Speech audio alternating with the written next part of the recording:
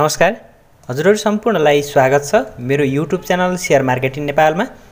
आज साताको दोस्रो कारोबार दिन आज पनि नेप्से परिसूचकसँगै कारोबार रकम घटेको छ।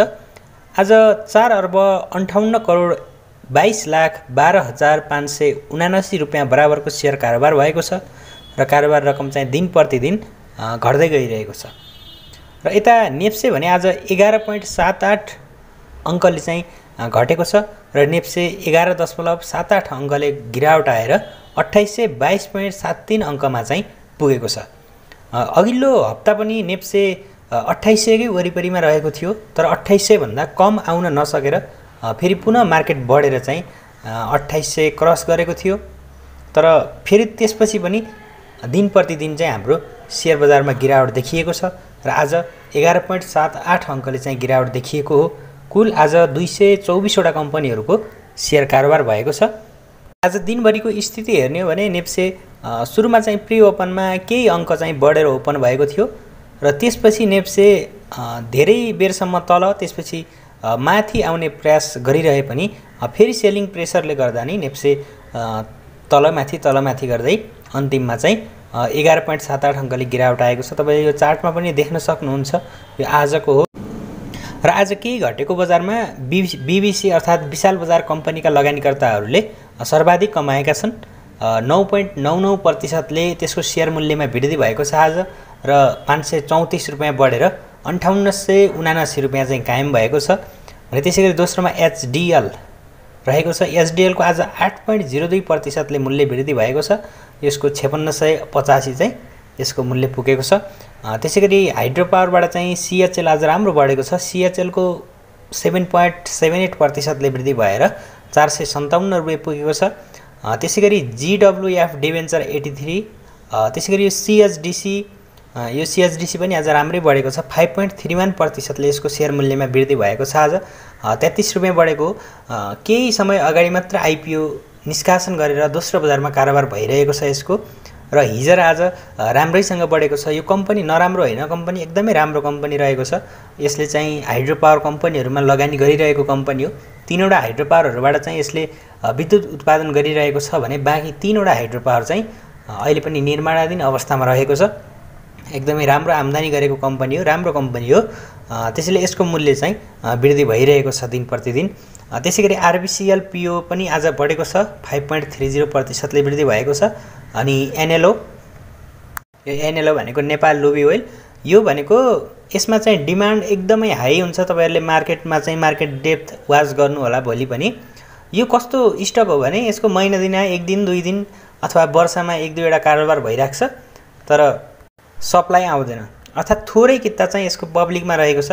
त्यसले गर्दा चाहिँ डिमान्ड धेरै भएर पनि मूल्य बढ्न नसकेको कम्पनी हो। बिस्तारै यसको मूल्य चाहिँ बढिरहेको छ।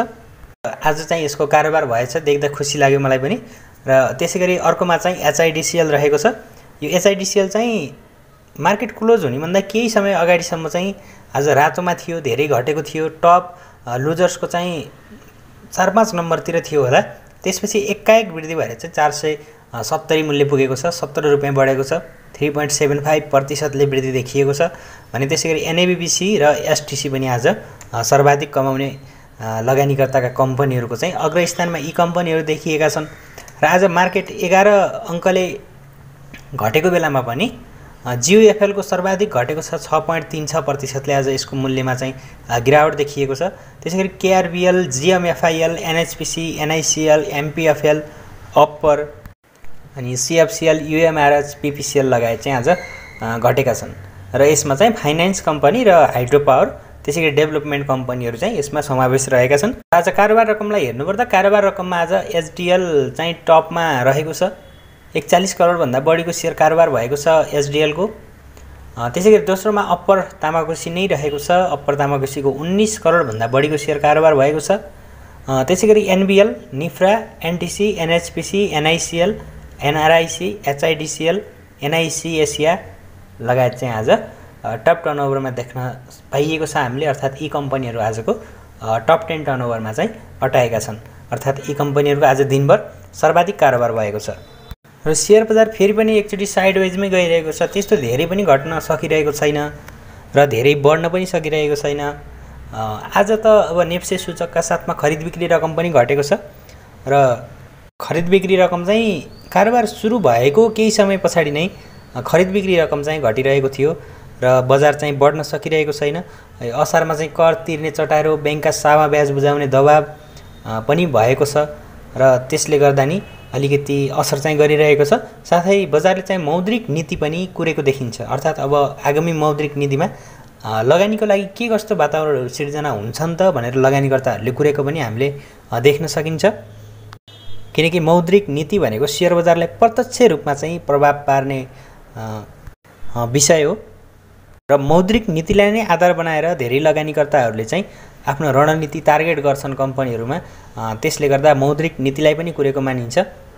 त्यसले गर्दा अलिकति पहिला चाहिँ बजार छिरेकाहरू, अलिकति पहिला शेयर किनेकाहरू चाहिँ अहिले प्रफिट बुक गरेर चाहिँ बसेको हामीले बुझ्न सकिन्छ। संस्थागत लगानीकर्ताहरू, सामूहिक लगानी कोषहरू अनि ठुला लगानीकर्ताहरू समेत चाहिँ अहिले पर्खर हेरेको अवस्थामा नै रहेको हामीले चाहिँ बुझ्न सकिन्छ र त्यसको कारण मार्केटमा यसरी चाहिँ कारोबार रकम र नेप्से चाहिँ सोचे अनुरूप चाहिँ हुन सकिरहेको छैन। र खास गरी अब मार्केट बढ्दाखेरि चाहिँ नराम्रो कम्पनीहरूको सेयर मूल्य छिटो बढ्ने र घट्दाखेरि चाहिँ राम्रा कम्पनीहरूको सेयर मूल्य छिटो घट्ने भइरहेको छ।